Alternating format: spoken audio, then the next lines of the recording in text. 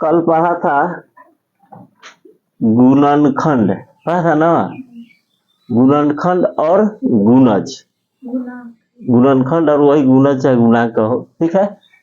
तो गुणज का ही एक और नाम है अपवर्तक भी इसको कहते हैं, इसका गुणज कहो गुणांक कहो, जो कहना है कह सकते हो, ठीक है।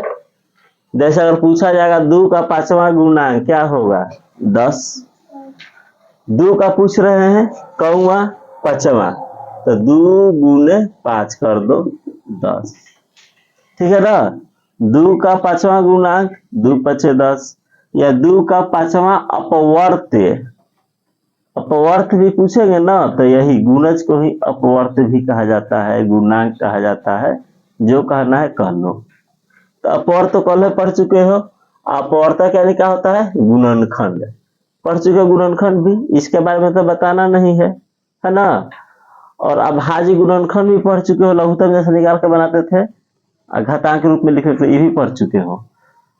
तो गुणनखंड पढ़ चुके हो, जैसे 4 का गुणनखंड निकालना हो तो 2 गुने 2 कह सकते हो, 12 का गुणनखंड निकालना है तो 4 गुने 3 भी कह सकते हो, 6 गुने 2 भी कह सकते हो, और 12 गुने 1 भी कह सकते हो।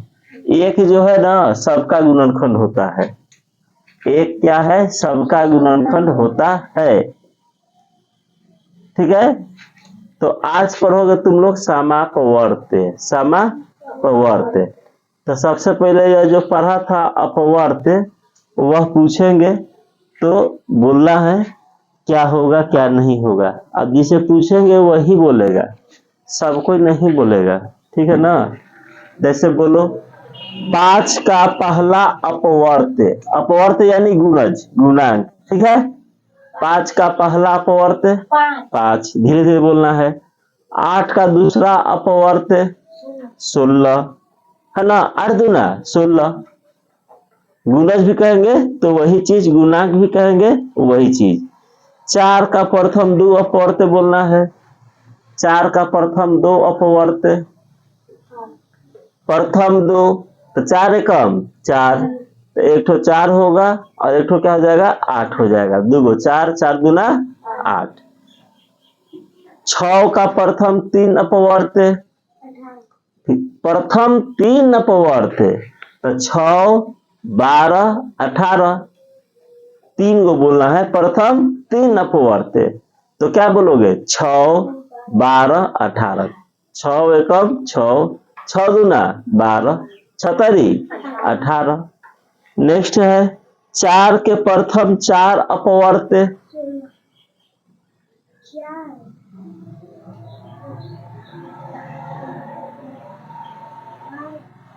4 के प्रथम 4 अपवर्त्य, 4 8 12 16। 4 का चौथा अपवर्त्य पूछेंगे तब ना 16 होगा, प्रथम पूछ रहे हैं तो प्रथम यानी 1 से शुरू करना है। 4 एकम 4, 4 दूना 8, 4 तिहाई 12, 4 चौका 16। 10 का प्रथम 5 अपवर्त्य, 10 20 30 40 50, प्रथम 5 अपवर्त्य। 10 का प्रथम 5 गुणज, 50। देख लो प्रथम पूछा जा रहा है, हाँ प्रथम 5 गुणांक, या हाँ बैठ जाओ, समझ में आ रहा है ना। उसके बाद 9 के प्रथम 7 अपवर्त्य, 9 का प्रथम 7 अपवर्त्य,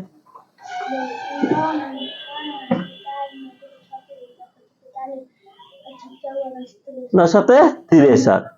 9 गुने 1 9, 9 दूना 18, 9 तिया 9 चौका 9 पचे 9 छक और 9 7 63। प्रथम 7 पूछा था, अपवर्त्य कहे गुणज कहे गुणांक कहे, कंफ्यूज नहीं होना है, तीनों एक ही चीज है, यह केवल अलग है अपवर्तक। ये बताएंगे अभी, अपवर्त्य केवल कल जो बताए थे वह रिवीजन हो जाए।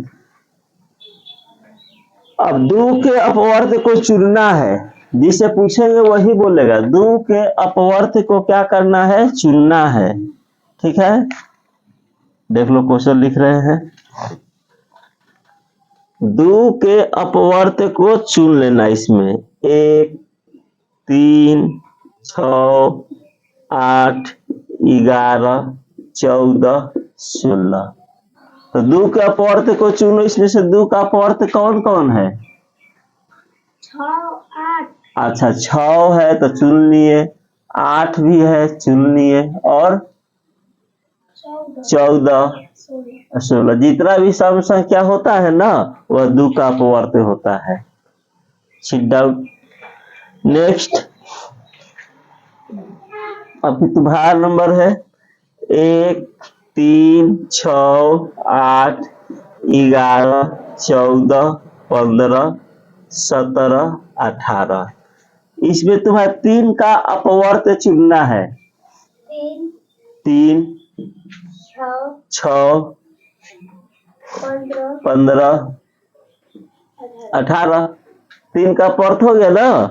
3 एकम 3, 3 दूना 6, 3 पचे 15 और 3 6, यानी 3 के पारा में कौन कौन आ रहा है उसको चुन लेना है। अपवर्त का अर्थ पहरे गुणज गुणा, जो बोलना है बोलो। समझ में आ रहा सबको ना? अब देखो आगे।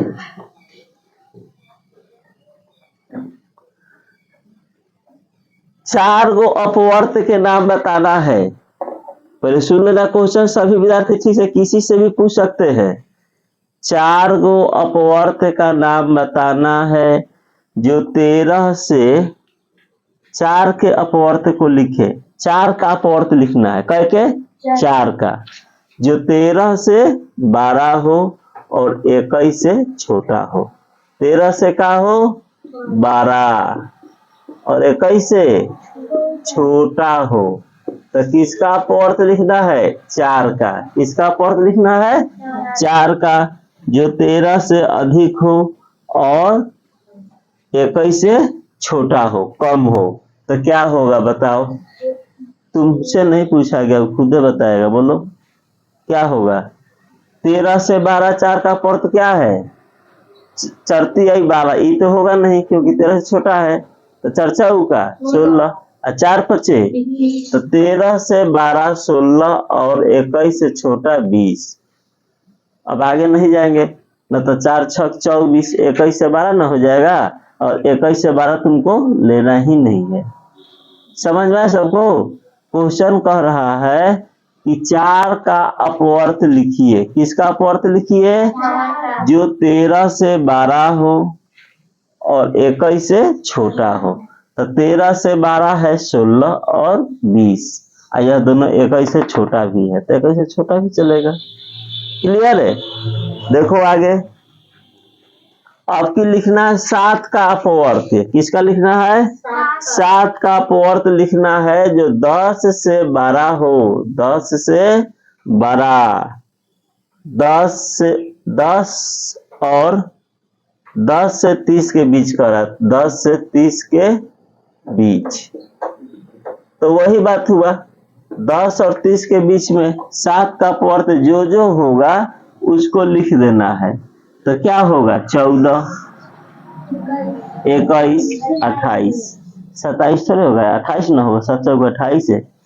तो 7, 10 से 12 14, 21, 28, 14, 21, 28, यही 3 होगा। देखो 10 और किसके बीच में? 30 के बीच में।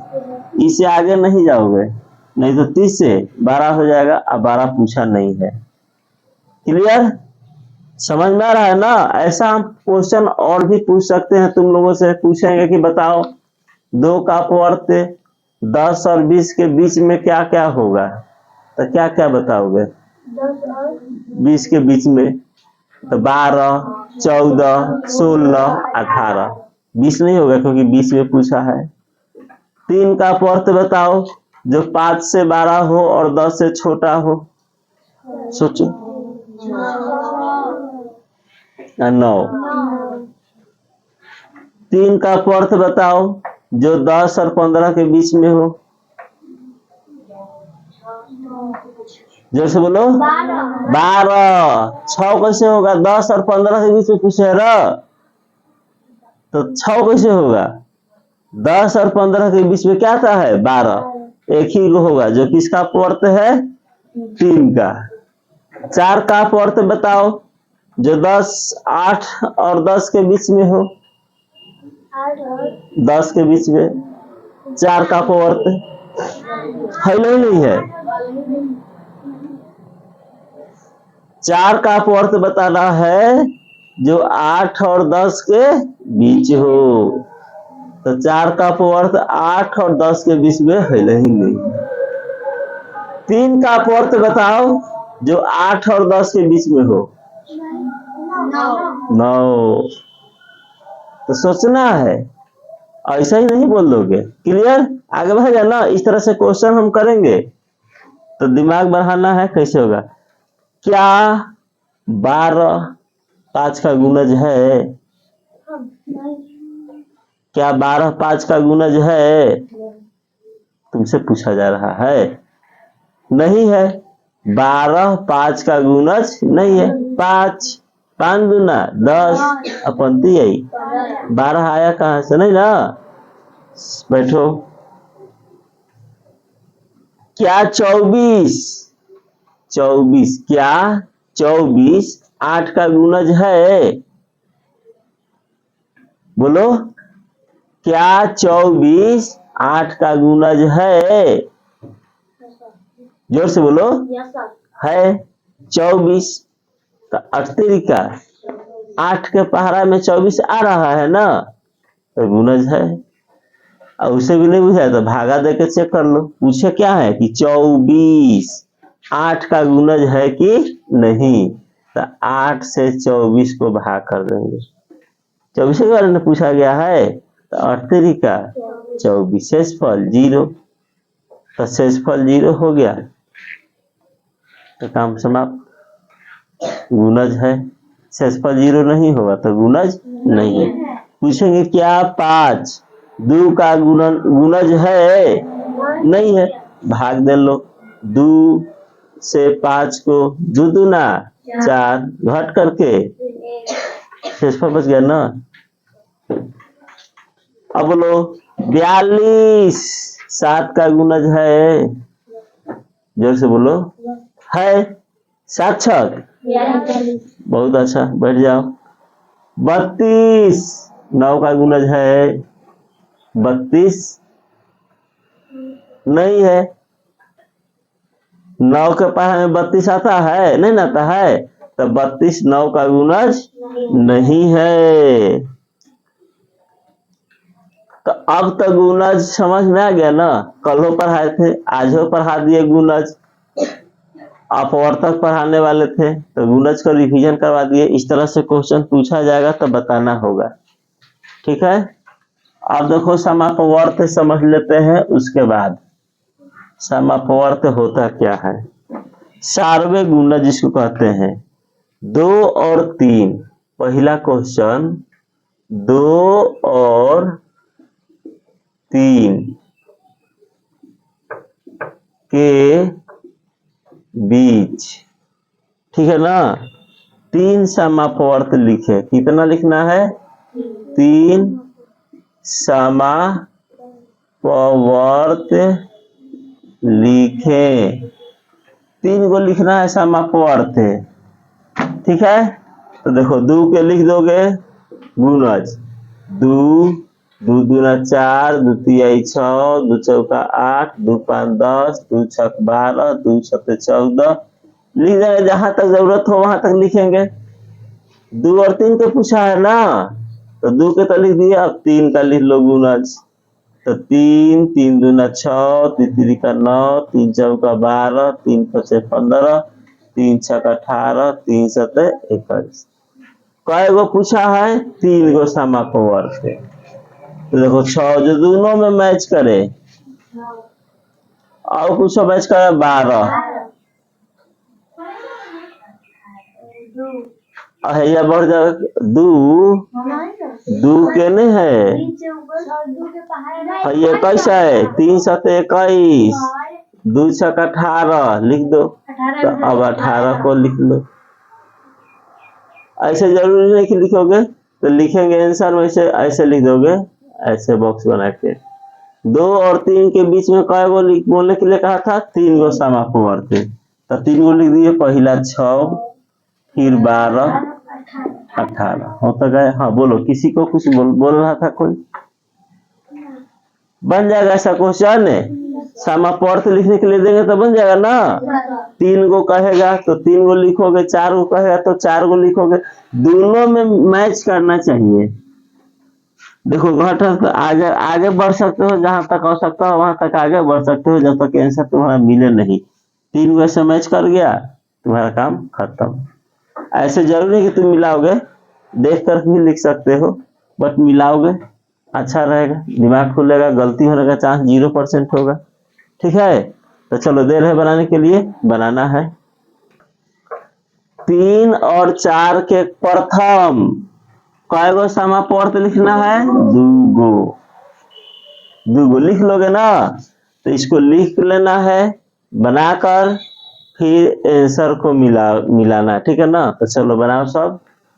देखो 3 का लिखेंगे ना, तो 3, 6, 9, 12, 15, 18, 21 लिख लेंगे।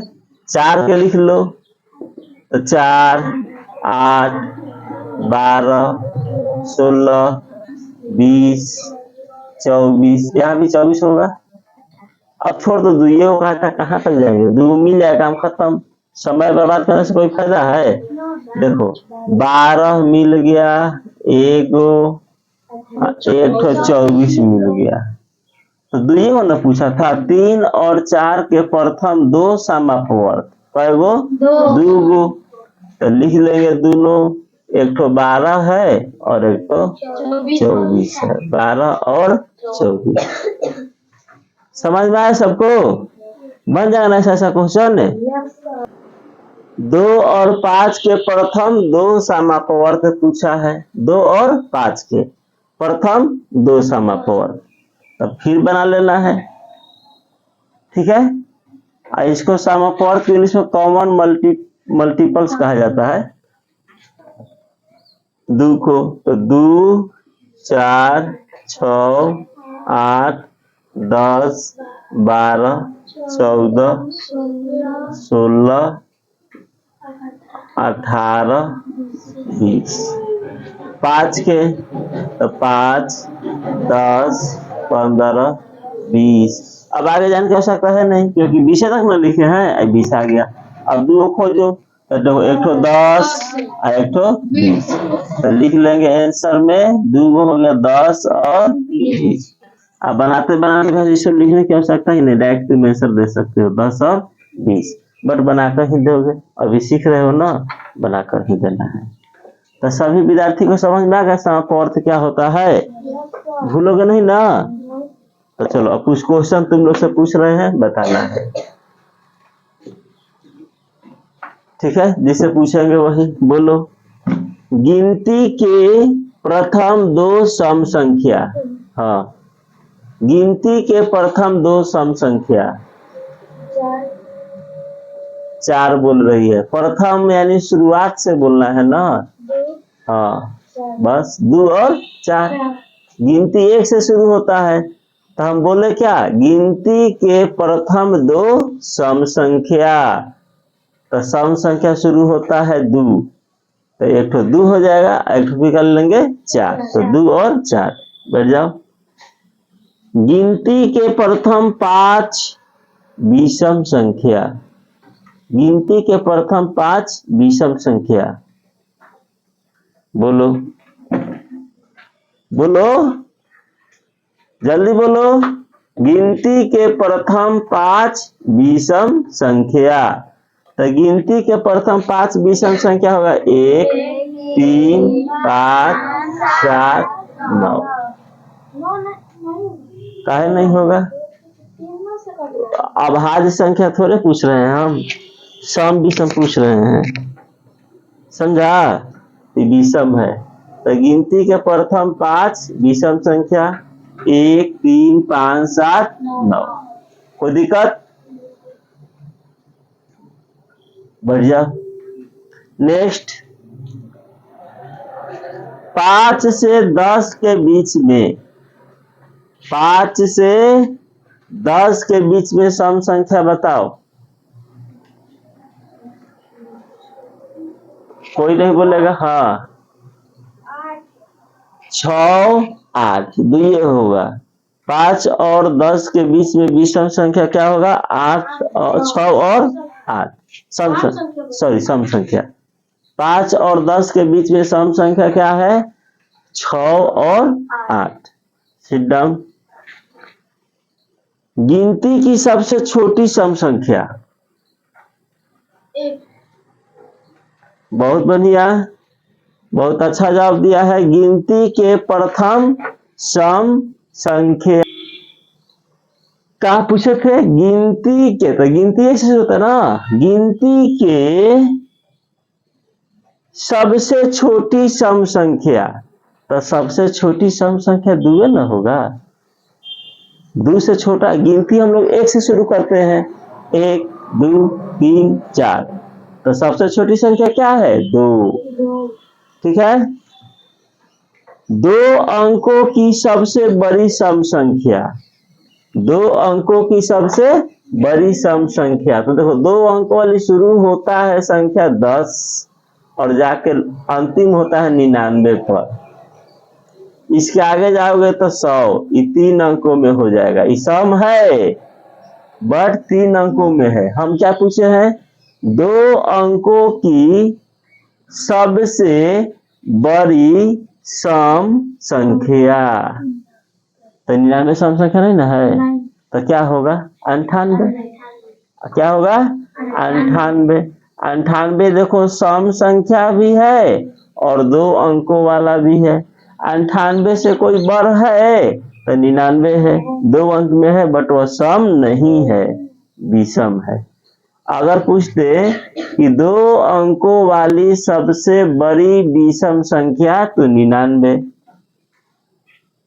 2 अंकों वाली सबसे छोटी सम संख्या 10। 2 अंकों वाली सबसे छोटी विषम संख्या, बोलो 2 अंकों वाली सबसे छोटी विषम संख्या, जोर से बोलो। बहुत बढ़िया, 11 होगा। क्या होगा? 11। 2 अंकों वाली सबसे छोटी विषम संख्या क्या होगा? 11। 11 से छोटा कोई है? 10 है बट वह सम नहीं क्या है? सॉरी, विषम नहीं, वह क्या है? सम है। बट हम तो पूछे थे विषम, तो क्या होगा? 11। कोई दिक्कत नहीं। हिसाब हम पूछेंगे। 10 और 16 के बीच विषम संख्या को लिखें। 10 और 16 के बीच विषम संख्या को लिखें। बहुत बढ़िया। बगल में 10 और 16 के बीच में विषम संख्या 12। तुम बोलो 10 और 16 के बीच में विषम संख्या ना है बोलेगा। 10 और 16 के बीच में विषम संख्या बोलो, कुछ तो बोलो।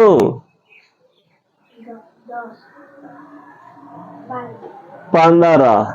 10 और 16 के बीच में विषम संख्या क्या होगा? 3 कहे थे हम। क्वेश्चन का किए थे 10 और 16 के बीच में। तो 11 भी होगा, 13 भी होगा और 15 भी होगा। यह 3 गो होगा। 11 13 और 15। बैठ जाओ। 11 13 और 10 और 16 के बीच में विषम संख्या। तो बीच मतलब क्या होता है? 10 को छोड़ देना है और 16 को छोड़ देना है।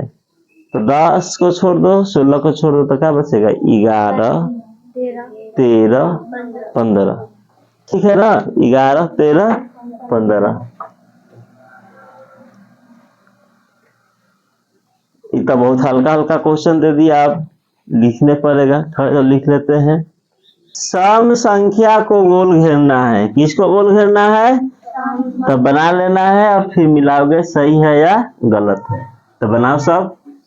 देखो, सम संख्या जिसका इकाई अंक 0 2 4 6 8 और विषम होता है, बोतलवा फेंक दो बाहर उठा के, 1 3 5 7 9, 1 3 5 7 9, यह विषम संख्या।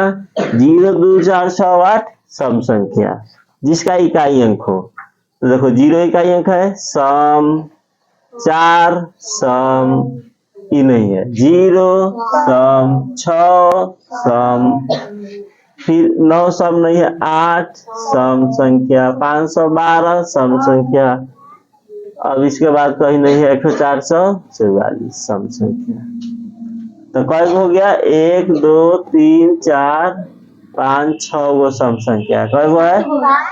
7 गो है। तो चलो 7 गो है, 2 2 4 2 6 1 7 गो सम संख्या। यह भी याद रखोगे जिस विद्यार्थी को नहीं याद है। जिस संख्या का इकाई अंक 0 2 4 6 8 वह सम संख्या कहलाता है। जिस संख्या का इकाई अंक 1 3 5 7 9 वह विषम संख्या कहलाता है। ठीक है, देखो हम पूछेंगे, तुम लोगों को बताना है कि यह सम है कि विषम है, और बोलना है तुम लोगों को। ठीक है ना? 10 सम, 11 धीरे धीरे विषम, 29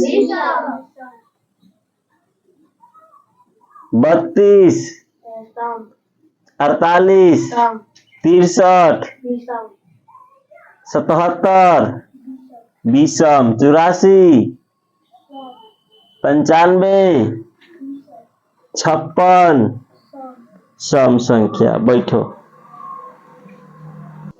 तुम लोगों को बताना है कि यह जो 63 है ना, किसका अपवर्त्य है? 7 का 17वां पकड़ लिया ना। 85 किसका अपवर्त्य है? 17 17 पचे तो क्या होता है? होता है ना? कोई दिक्कत? समझ में आ गया?